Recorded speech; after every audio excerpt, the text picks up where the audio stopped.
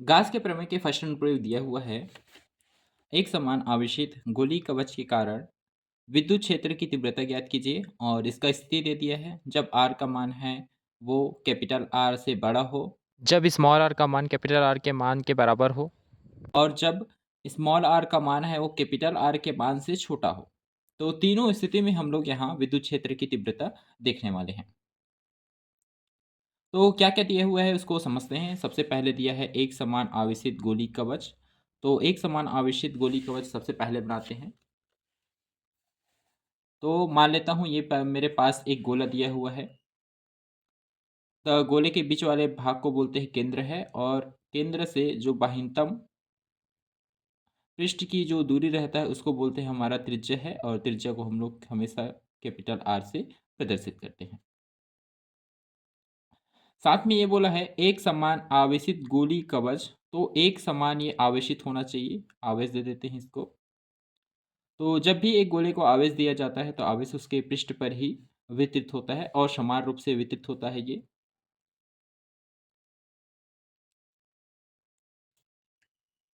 तो इस गोली कवच के कारण विद्युत क्षेत्र की तीव्रता ज्ञात करना है।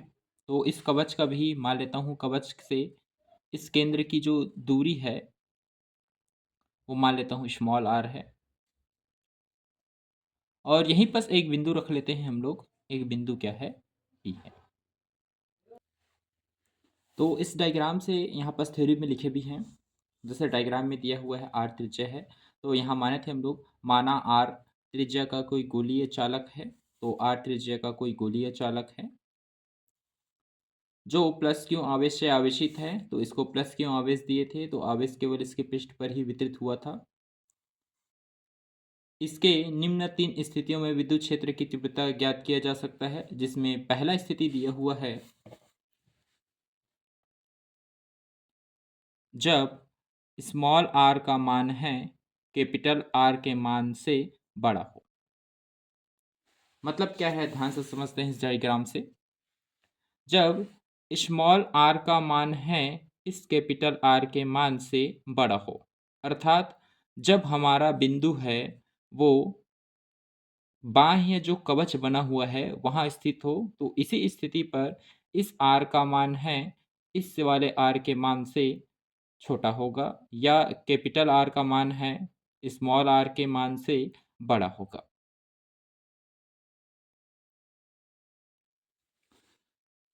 तो इस बिंदु P पर विद्युत क्षेत्र की तीव्रता ज्ञात करते हैं।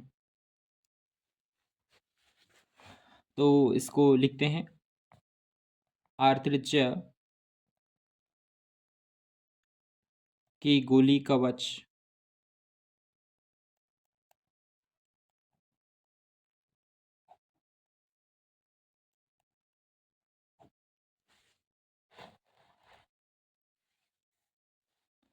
से गुजरने वाला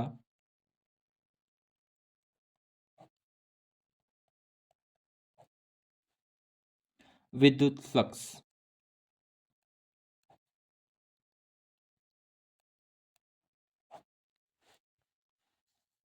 इस आर त्रिज्या का जो गोली कवच है, इस आर त्रिज्या का जो गोली कवच है, इसे गुजरने वाला संपूर्ण विद्युत फ्लक्स निकालते हैं।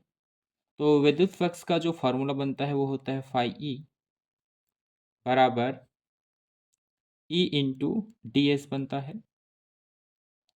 तो फिजिक्स का रूल ये बोलता है सबसे पहले अल्प पृष्ठ के लिए निकालो और संपूर्ण के लिए निकालना है तो इसका समाकलन कर दिया जाता है। तो डायरेक्ट हम लोग इसका यहाँ से समाकलन कर देते हैं। जैसे ही समाकलन करते हैं तो यहाँ से हम लोग को मिलता है कि ई है वो बाहर आ जाता है। ई का समाकलन नहीं होता और डी एस का समाकलन होता है।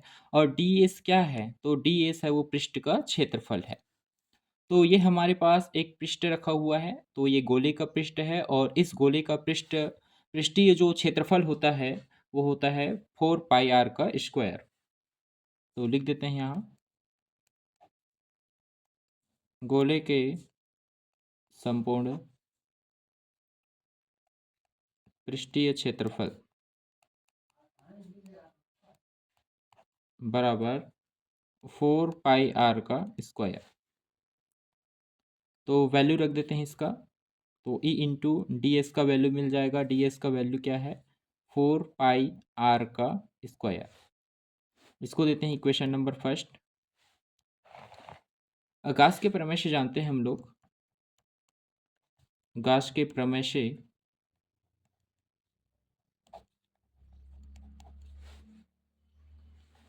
कि फाई ई बराबर क्यू बटे एप्सिलॉन नॉट होता है। इसको देते हैं इक्वेशन नंबर सेकेंड। अब इक्वेशन नंबर फर्स्ट और सेकेंड को देखने से पता चलता है कि इसका लेफ्ट हैंड साइड है वो दोनों बराबर है, तो इस ये राइट हैंड साइड भी दोनों का बराबर होगा। तो राइट हैंड साइड को बराबर कर देते हैं इसका। ई इंटू 4 पाई आर का स्क्वायर बराबर होगा क्यू बटे एप्सिलॉन नॉट का।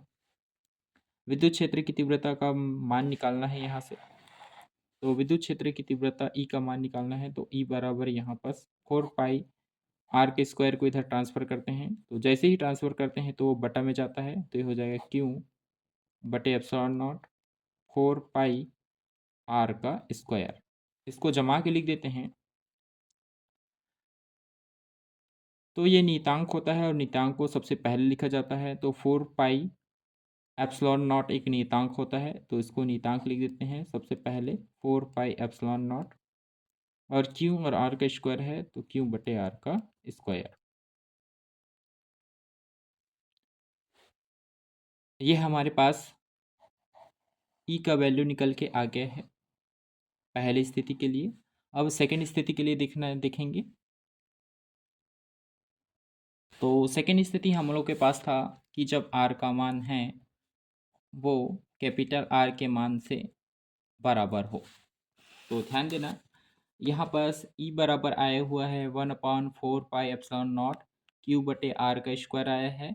तो हम लोग इस स्मॉल आर के जगह में कैपिटल आर को लिख सकते हैं। तो इसका आंसर बन जाएगा ई बराबर 1/4 पाई एप्सिलॉन नॉट क्यू बटे कैपिटल आर का स्क्वायर। इसके बाद तीसरा स्थिति दे दिया था यहाँ, जब आर का मान है वो कैपिटल आर से छोटा हो। तो ध्यान से समझते हैं डायग्राम से इसको। ये बोला है जब इस कैपिटल आर का मान है इस स्मॉल आर के मान से छोटा हो। तो ये कब हो छोटा हो सकता है? जब ये पी बिंदु है ये गोले के अंदर स्थित हो, तब ये छोटा हो सकता है। क्योंकि छोटा बनाना है इसको कैसे भी करके इस आर के मान को, तो ये पी बिंदु है वो यदि गोले के अंदर आ जाता है तब यहाँ पर छोटा होगा, अन्यथा ये तो फिर बड़ा हो जाता है। अब देखो ध्यान से कि जो पी बिंदु है वो गोले के अंदर आ गया है और गोले में आवेश ही नहीं है। जैसे ही आवेश नहीं होता है तो यहाँ हम लोग को पता चलता है ई बराबर 1/4 पाई एप्सिलॉन नॉट क्यू बटे आर का स्क्वायर आया था और क्यू का मान है वो ज़ीरो हो गया है। जैसे ही ज़ीरो होता है क्यू का मान है, तो क्यू का मान ज़ीरो होता है और जीरो का किसी भी संख्या के साथ गुणा करने पर उसका पूरे का मान होता है वो ज़ीरो आ जाता है। तो यहाँ से आंसर बन गया। वीडियो अच्छी लगी हो तो लाइक और सब्सक्राइब जरूर कर देना। Thank you for watching.